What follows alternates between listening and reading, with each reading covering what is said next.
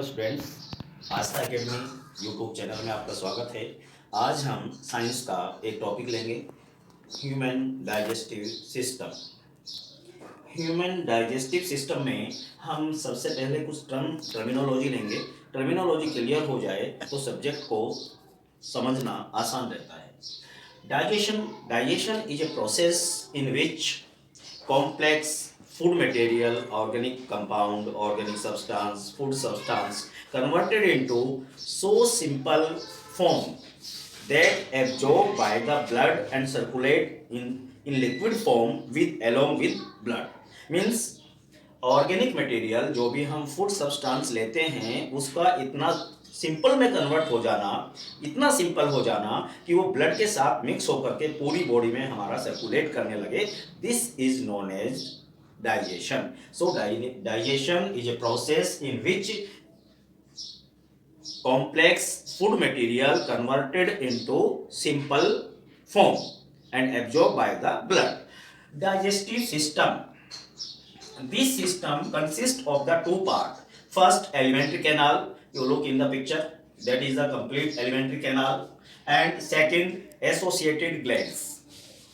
हम उनको सेपरेटली पढ़ेंगे, alimentary canal and associated glands. तो डाइजेस्टिव सिस्टम और डाइजेशन का प्रोसेस हमने समझ लिया। क्या होता है, ये सिस्टम बना होता है दो चीज़ों से, एक तो एलिमेंट्री कैनाल होती है और दूसरा इसमें होती है आपका एसोसिएटेड ग्लैंड्स। स्टार्ट कैसे होता है ये आप देखेंगे, ये हमारी एलिमेंट्री कैनाल है। Alimentary canal started from the mouth oral cavity and till come to at the anus. So all food material we take in the mouth, they pass and digested in different phases at different stages and last absorbed by the blood and remaining part waste material come out from the body via anus. So in buccal cavity, that is your mouth, in low and upper jaw, there are the four type of teeth.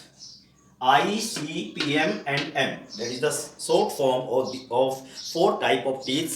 The function of these teeth, tearing, biting, cutting, these the grinding, these are the function of these teeth. यानी दांत हमारे क्या करते हैं, जैसे ही भोजन mouth में जाता है फूड मटेरियल, उसको टीयर करते हैं, टीयरिंग, कटिंग, बाइटिंग और ग्राइंडिंग ये काम करते हैं। तो हमारे इसमें सिलेवरी ग्लैंड्स होती हैं। सिलेवरी ग्लैंड्स माउथ में चिकन, ये अपने गाल के अंदर की लेयर की तरफ होती हैं और जीभ में ऊपर नीचे भी होती हैं। सिलेवरी ग्लैंड्स जैसे ही माउथ में भोजन जाता है वैसे ही एक्टिवेट हो जाती हैं और वो सिलेवरी एमाइलेज नाम का एंजाइम सीक्रेट करने लगती हैं। अब यहाँ पे समझिए what do mean by enzyme. Enzyme are the chemicals which take part in the digestion process. Enzyme are those chemicals which are secreted by the glands and help in the digestion process. So, salivary amylase enzyme secreted by the salivary glands, and there are two functions of this salivary amylase. First, जो भोजन हमने लिया है उसको क्या करता है, ये स्वेलिंग में इजी बनाता है, यानी उसको लुगदी बना करके हमें नीचे ले जाने में हेल्प करता है। और दूसरा ये करता है कि द डाइजेशन ऑफ स्टार्च, जो भी हम फूड मटेरियल जो स्टार्च कंटेन करता है उसका डाइजेशन माउथ से ही शुरू हो जाता है, क्योंकि सिलेवरी एमाइलेज एंजाइम जो है स्टार्च का डाइजेशन स्टार्ट कर देता है। यहाँ पर pharynx is a passway, is a system which give the passes air and food material. हमारे यहाँ पर ये आप देखेंगे कि एक फ्लैप लाइक स्ट्रक्चर होती है।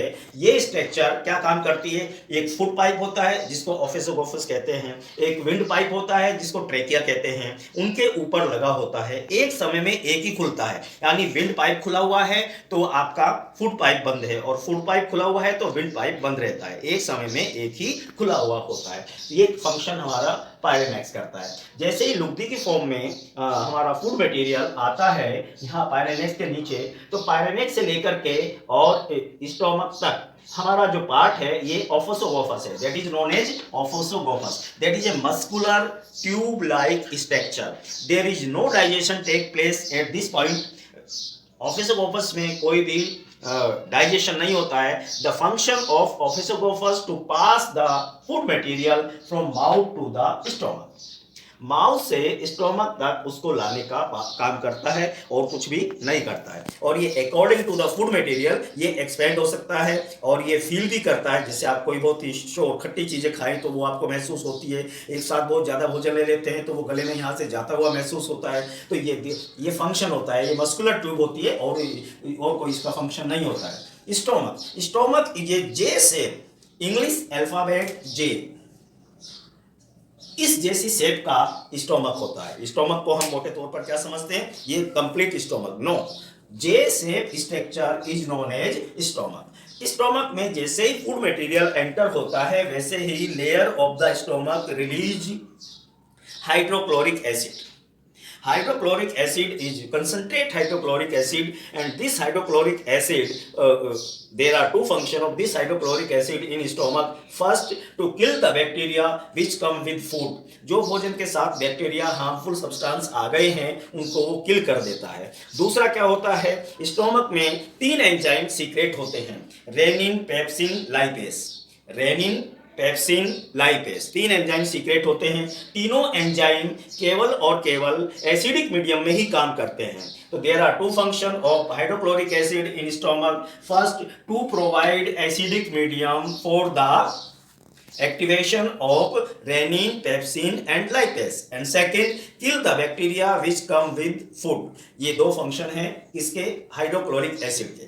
अब आप ये क्वेश्चन आपका हो सकता है कि हाइड्रोक्लोरिक एसिड जो है इतना कंसंट्रेट होता है तो वो हमारे स्टोमक को क्यों नहीं खा जाता, उसको क्यों नहीं डाइजेस्ट कर देता। वो इसलिए नहीं कर पाता कि अंदर की इनर लेयर पर हमारे एक म्यूकस लगा होता है और वो म्यूकस लेयर उसको पास आउट नहीं कर पाती है, उसके साथ रिएक्शन नहीं करती है, इसलिए म्यूकस की वजह से हमारी स्टोमक की इनर लेयर जो होती है सेफ रहती है। ये अब आता है हाइड्रोक्लोरिक एसिड के बाद। अब हम आएंगे आपके आगे चलने से पहले हम एसोसिएटेड ग्लैंड्स के बारे में बात कर ले।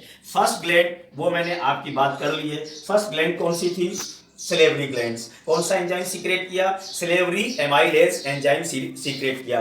फंक्शन क्या किया, सिलेवरी एमाइलेज ने स्टार्च का डाइजेशन माउथ से स्टार्ट कर दिया और जो फूड है उसको इजी कर दिया, स्वेलिंग करने में, उसको निगलने में आसानी रहे इसलिए कर दिया। कुछ बैक्टीरिया जो आ जाते हैं फूड के साथ उनको किल कर देता है। These are the function of salivary amylase which is secreted by the salivary gland. Second जो हमारी ग्लैंड है वो है liver. You know very well, liver is the largest gland of the body. Liver से हमारे यहाँ पर बाइल निकलता है, बाइल जूस निकलता है जिसमें बिलिरुबिन येलो कलर का एक पिगमेंट होता है। बाइल जूस निकलता है लीवर से, उसमें येलो कलर का एक पिगमेंट होता है जिसको बिलिरुबिन कहते हैं। अब ये लीवर से सीक्रेट क्या हुआ, बाइल हुआ। अब तीसरा जो है पैनक्रियाज। पैनक्रियाज एक ऐसी ग्लैंड है जो एंडोक्राइन और एक्सोक्राइन दोनों ही फंक्शन करती है, एंडोक्राइन भी और एक्सोक्राइन भी। ये क्या होते हैं आगे वाले वीडियो में हम आपको एक्सप्लेन करेंगे। तो पैनक्रियाज से जो एंजाइम्स निकलते हैं वो एंजाइम जो है पैनक्रियाटिक जूस। पैनक्रियाटिक जूस में 7 एंजाइम का मिक्सचर होता है। पैनक्रियाटिक जूस में 7 एंजाइम का मिक्सचर होता है और ये 7 एंजाइम का मिक्सचर जो है पैनक्रियाज से गोल ब्लेडर में आके इकट्ठा हो जाता है। अब आप देखेंगे लीवर से बाइल जो जिसमें येलो कलर का बिलिरुबिन पिगमेंट होता है और जो बेसिक मीडियम का होता है, एल्कलाइन मीडियम का होता है, एल्कलाइन नेचर का होता है, वो बाइल हमारे गोल ब्लेडर में आके इकट्ठा हो जाता है। और पैनक्रियाज से हमारा पैनक्रियाटिक जूस जिसमें 7 टाइप के एंजाइम्स होते हैं वो गोल ब्लेडर में आके इकट्ठे हो जाते हैं। गोल ब्लेडर से ये जो एंजाइम्स हैं आगे चल के डुडेनियम में चलते हैं। ये कहाँ जाते हैं, डुडेनियम में। तो सारा का सारा पैनक्रियाटिक जूस और लीवर से बाइल एक साथ ही डुडेनियम में नहीं आता, वो एज पर रिक्वायरमेंट आता रहता है जैसी रिक्वायरमेंट होती है और वो सारा इकट्ठा कहाँ होता है, यानी gall bladder is a storage bag of the pancreatic juice and bile. अब हमारे स्टोमक में जो फूड आया उसका डुडेनियम के साथ ये रिलेशन होता है कि आपका डुडेनियम जो है वो स्मॉल इंटेस्टाइन्स का एक पार्ट होता है, स्मॉल इंटेस्टाइन्स का एक पार्ट होता है। तो स्मॉल इंटेस्टाइन्स का पार्ट डुडेनियम होता है। उसका अरेंजमेंट ये होता है एक समय में 1 चम्मच के बराबर भोजन अंदर जाए।